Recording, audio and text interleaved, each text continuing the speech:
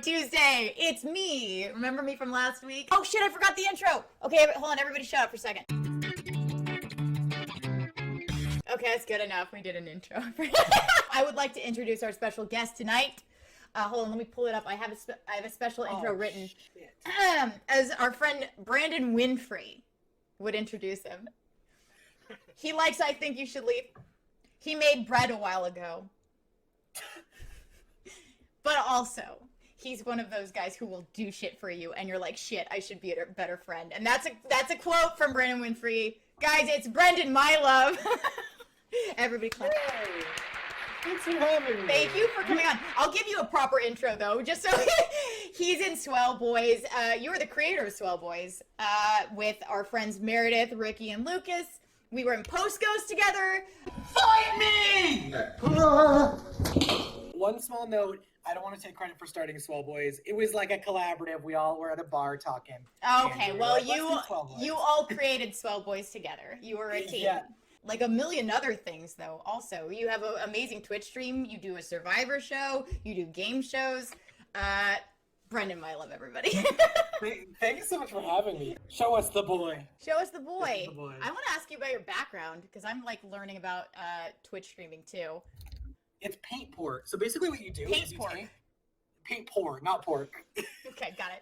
Where you basically, I think you mix up glue with like a bunch of different paint colors, and they stack on top of each other, and you just like pour it out in a different design, and then you kind of take the canvas and you like move it around, and then it creates something that looks kind of like this. That's really cool. Like, especially up close to the camera, I can see the colors of it. That's really neat. I like that. It's gorgeous. Yeah, my mom made this one. Then this is Janelle made this. Janelle. No way. Janelle drew this, and then Andy did the coloring. So it says Swell for Swell Boys. Yeah, isn't that great? That's so good. Yeah, we got them like coffees one time, and then she was like, "I'm gonna make art for you." So you want to see?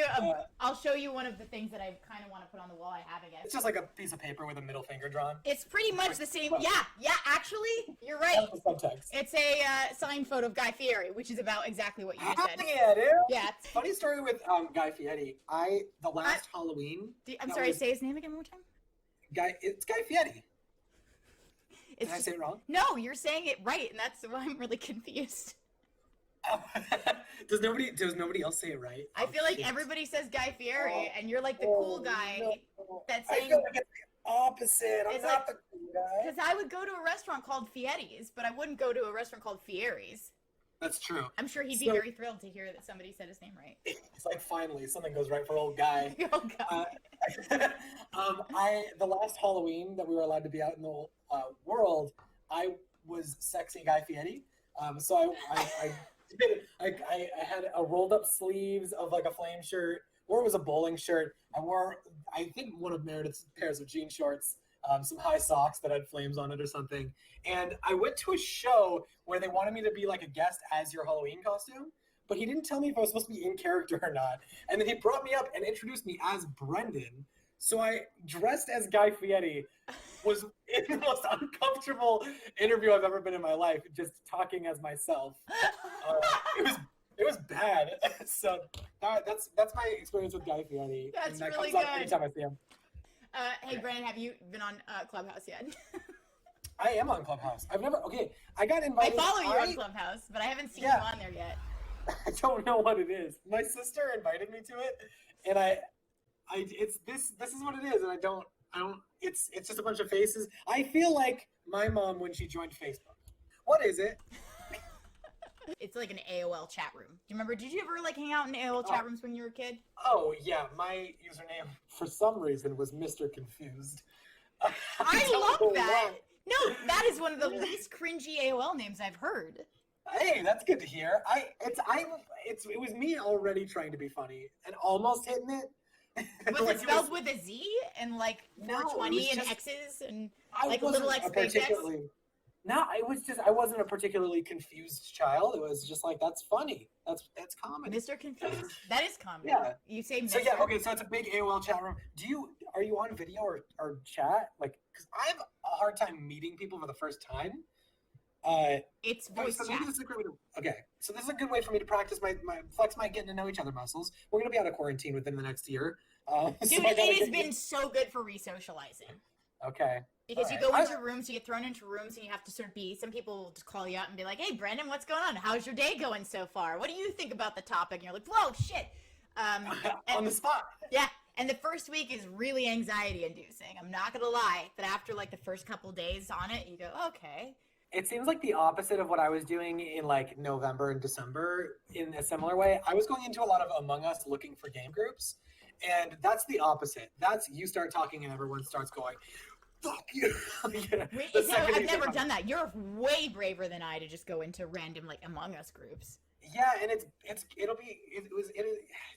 interesting because I've had a couple of good experiences with them, but then there's some where it's like, oh, I've been playing a game with somebody for like an hour, and then they said the most like racist and or misogynistic thing I've ever heard in my life, and you're like, I was just making jokes with you. I'm uncomfortable with this. Oh, it's the worst. That's such a bummer. Yeah. It was the same thing though. Like I wouldn't talk. I don't know. It's strange that I chose like being interested in like comedy and or conversational things, because meeting new people, I always have that like there's definitely a curve, and then once I get in, I'm like, all right, here's Brendan. Here's the real me. I get it. I'm the same way. I did a show in San Diego 2 or 3 years ago where I had no hosting, no interview experience other than hosting short form improv comedy shows in San Diego. But it was basically for this channel that if I wanted good PR for my restaurant and I wanted it to be on like an HGTV type travel show or whatever, I could pay this company that would do interview style shows and then put it on like right before Sunday football at like 9 a.m. It like looked like it was a documentary like travel Guy Fieri show, but it really was like an advertisement. And they just threw me into the wolves. They said go, and I go to my first one that I ever went to, and they were expecting me to be like running the show and stuff, and I had no idea what I was doing. Oh my god! And they just had a cameraman there who was like, "Here you go." Yeah, like normally what we do is something similar to this, but I was supposed to like sell these people's products who had been paying for it. And that was the most anxiety I ever had to like be like, I have to be a really good host, because not only are they going to be on this, but they're paying to be on this. So I have to sell it really well. That's like my worst nightmare. I think I've had a nightmare similar to that. Like that's like showing up without your script, right?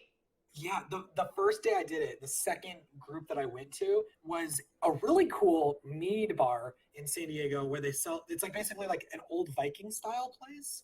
And I interviewed them and it was cool, and the owner looked like a Viking and he was really badass, and that was all fine. And then they lined up like 6 ciders for me at 12:30 in the afternoon and had me taste them, and they were all staring at me. So not only wasn't just like, ooh, this is good, they were like expecting me to be like, yeah, this one's really dry, and the sweetness is really offset by the sour notes that are in there. I had no idea what I was talking about. I don't have a refined palate. I drink IPAs. I want to blast myself in the mouth with flavor when I'm drinking alcohol. And so I just bullshitted, and I think it went terrible because they didn't leave any of that part of the episode in. I think I did something similar because I got hired by Johnny Walker to do some stuff at Comic-Con, and they had me do a whiskey flight, and I was like, that's good.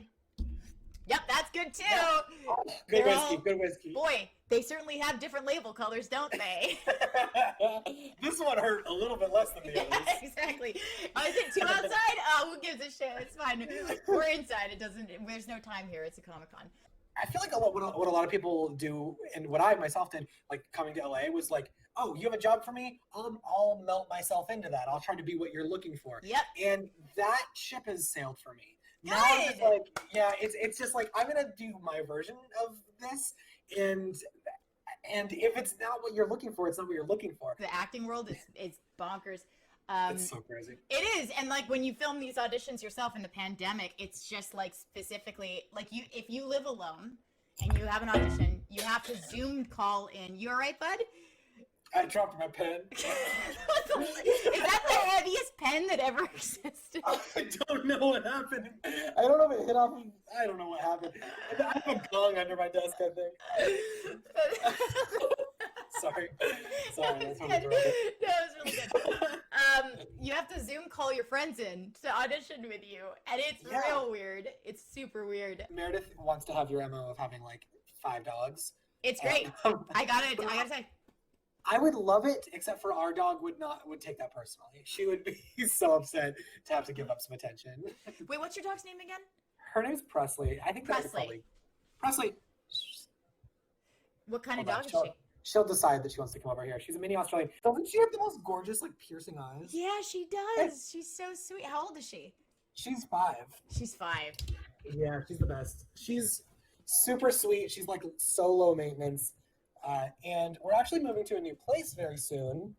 And we have 2 balconies. So she's going to be able to sit outside and sniff people and bark at them while she wants. That's going to be great. Oh, she's going to be so happy. Oh, that makes me happy. Yeah, she's going to be so happy. Yeah, congrats on the new place. Yeah, our place is a little small. It's been great, but it's just a little small. So you made what, if you have to be inside 24 hours a day and never leave? Yep.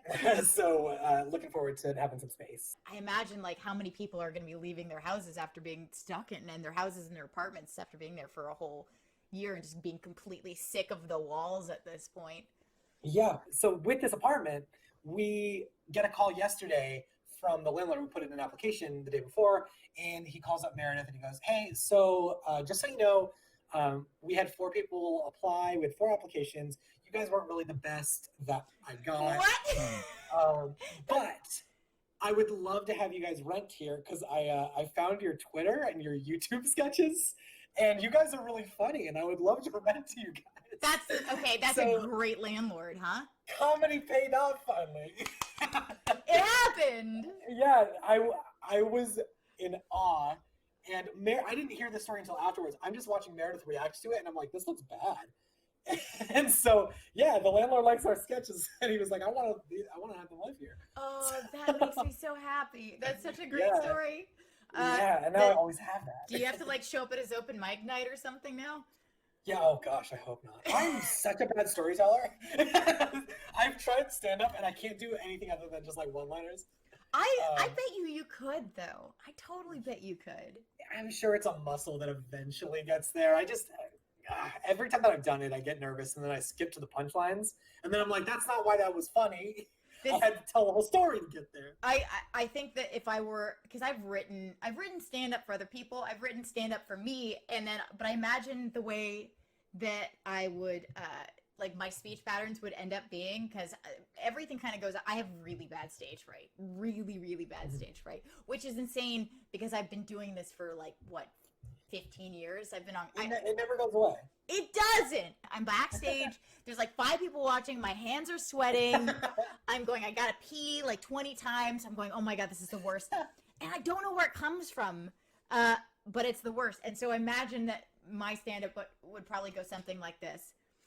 Hey guys, how's everybody doing tonight? Thank you. Thanks. So I went to the supermarket today, and let me tell you, it's really crazy what I found in there. Like I would just go and like total, and then go and then forget everything else. I think that I while I'm sitting there, I will rehearse word for word what I want to say, and the 2 or 3 times that I've done it that like it's gone really well have been the times where I've just been like, all right, I'm just gonna go up there and talk, and that plays way better for me than like trying to recite these jokes that I wrote. Even though the jokes are technically better, it just feels stiff, I'm sure. Yeah, I that's the problem is I have struggled with reconciling my right brain and my left brain. So even if I have like, okay, I've got to get to this joke, but I'll do it in this sort of organic way, my brain kind of throws the whole thing out the window because it goes, I can't bridge these things. What is this you're talking about? You can't improvise and read prompter at the same time. What are you talking? That's ridiculous. It's ridiculous. So I had to find ways to sort of bridge the two. It's really a pain in the ass, but I admire the shit out of people who can do proper improv up on stage like you, and write brilliant sketch comedy. But also like the fact that you can organically go up and tell a story and make it funny. I think that's really admirable. So. Thank you. I hope that whatever I did at one point actually was funny when I told that story. But yeah, it's tough, and I think it's just different muscles, and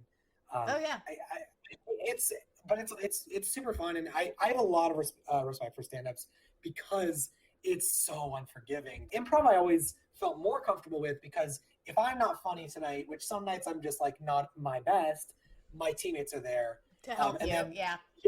and then you also get like a little a way out or an excuse if something goes really bad because you're like, we just didn't have like good chemistry tonight or something like that. Yeah, totally. So it's all a balance. So I want to ask too, because you work with your girlfriend Meredith. Yes. Does that ever present any sort of issues for you guys, or do you work really well together professionally? Because I love that, and I think that that's something that I would like to have a partner that I could work with. But I think that there's are there pitfalls to that? Well, first of all, Meredith and I met at an improv theater in San Diego. I love that. So I was on like the college team at this improv theater, but I went to school in Colorado because I was in like the high school league there. So I would, whenever I came back, I would go do shows with them. And then we were in an audition for another group, and she said, for some reason, this was hilarious to me, but somebody said, "What's your favorite thing ever in the world?" And I just hear this like soft voice on the other side of the room go, "Pretzels." And I don't know why that was so funny to me, but it was. And I laughed my ass off, and then we talked afterwards and became really good buds. Oh, I love that. So that was how we met. So we kind of met already doing improv together. So that's always been like kind of a major part of our relationship. And I think that part of it is treating the person that you're with the same respect that you would treat like any coworker when you're doing like a comedy thing. Right. Like the Swell Boys started because we were like already all four really close friends, and we were going out to a bar and drinking and doing bits anyway. So let's work together, and as long as we're all having fun, that will translate is kind of our feeling. So that same story there. Like with Lucas and Ricky, we're close friends, but when it's time to like get down to business and work on it, then like let's be professional, make plenty of jokes, have fun. See, I love that. That's a great origin story. How long have you guys been together? So it's been 5.5 years. 5.5 years. Yeah. What? 6.5. 6.5. Sorry, I did the math wrong. I think what I find that's really funny. Wow, you missed a whole ass year, Brendan. That said, I'll give you. You know what? Tell Meredith. Like, it's 2020. Yeah, that's exactly what I was gonna say. Is that I'm gonna give you a break on this one just because like this last year's not been a real year in terms of like counting. I think we all should just stay the same age that we were. I think we should all agree to be the same age that we were when we went into this and like erase everything that happened in between. Can I be honest? I'm not 100% sure how old I am. All right, here's a question for you. What do you feel like the biggest takeaway from quarantine was for you specifically? Like, you made bread, one, but also, like, what else? I mean, maybe that's your big thing. Maybe you're like, I learned how to make bread. That's one of my big things. Yeah, it's funny. I've gotten a lot of little things. Something that I've gotten is, one, knowing my worth as a worker. Yeah. Like outside of acting, my last job, without saying their name, started me out. I was supposed to be a temp worker, and for $18 an hour, and it was like less than I'd been making before. And I was like, okay, I'll do it for a little while. It's like it's gonna be based off of like my expenses, a little bit tough. Then they hired me on full time, and I worked there for 1.5 years without even a raise ever mentioned.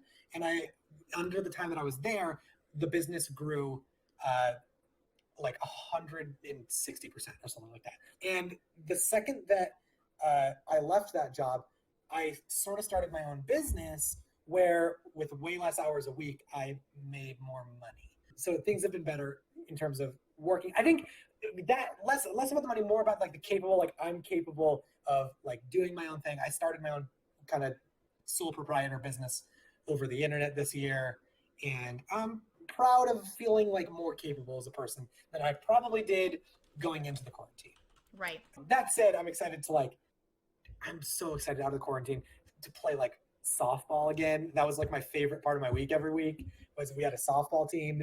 Excited to do that again. I go back and forth between being extrovert and introvert, and that extrovert glass is so empty right now. So being able to like go see people, like play sports with people, just talk to people is so much what I'm missing right now. So that was a really roundabout way. I don't even No, know that's what I wanted. question. So the reason that came up, the original way that we sort of went back is because you were saying how you stopped doing stuff that you stopped making yourself fit into certain positions to make, sorry, that sounded really dirty. I didn't mean it that way. But You stopped? you stopped making yourself, you stopped melding yourself into something to make other people happy, right? In the jobs, right? In Los Angeles, like I went through that journey too, where you go, I will be this person. Oh yeah, I'll sell your merch over here, but also I'll be a cosplayer, but also I'll do this comedy thing. And you always try to like fit into, but you are self-actualized. You know who you are now. You know what you're worth, right? And that's why I went back and like, okay, because ultimately what I wanted to get to was like the thing that you learned in the pandemic, which is it sounds like it's all sort of part of the same theme. Like you fucking know who Brendan Milove is and what he deserves. I love that. I still got that social anxiety that I've had since I was like a middle schooler, but the part of me that's like happy to be just like happy guy that have a conversation with people, that's still there too. So I think that it's like being more like confident in who I am, even going back into like the performing stuff too, of like it's cool to walk into a room and be like, all right, this is so not for me. This role was never gonna be for me. So I'm gonna just have some fun with it and not really even care if I get this role, because in the end of the day, who cares? Before we let you go have dinner and go back to Meredith, who's going to be holding this over your head for the rest of the night. Oh, I'm in the corner. I can see her. She has a big poster and a bunch of markers, and she's writing 6.5 over and over again. I don't know why. I don't know what that means. Her hair's just wild, and she's just in the corner about 6.5. Where can people find you? Okay, Oh yeah. Because where can people find you, and what cool shit are you doing on Twitch? So I'm on. You can find our YouTube videos at youtube.com/Swell Boys. If you're a landlord and you're looking for a tenant, those would be good ones.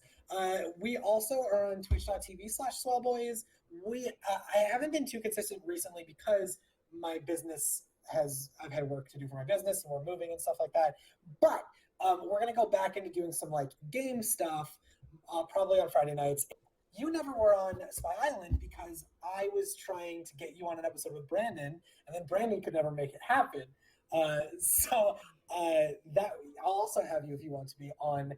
I'm gonna do basically a revamp of that I'm calling House of Spies, which is another game where I write out 6 characters and then I type out a scene that they're in, and I read off that scene, and there are 8 players. 2 of them have never heard any of it, and they have to blend in and come up with their character on the fly.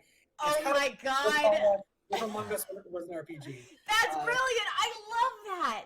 Yeah, so that's another show that we're going to be doing again soon. So if you want to do that, I'll probably finally be able to have Brandon on the show, and then I'll have you on there, because I want the 2 of you screaming at each other on my stream. Oh yeah, put us on anything together on your stream, we'll be screaming at each other in a very like loving way though. Oh, absolutely.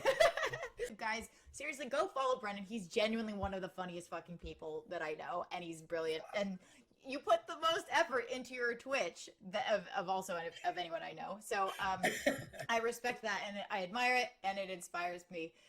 Thank you so much for coming on, Brendan. You're lovely. Thank you so much. Yeah. I said it before. You're the best. Thanks for having me. And thank you. Also, thank you for your chat. Your chat is so freaking kind. They don't roast me like my chat does.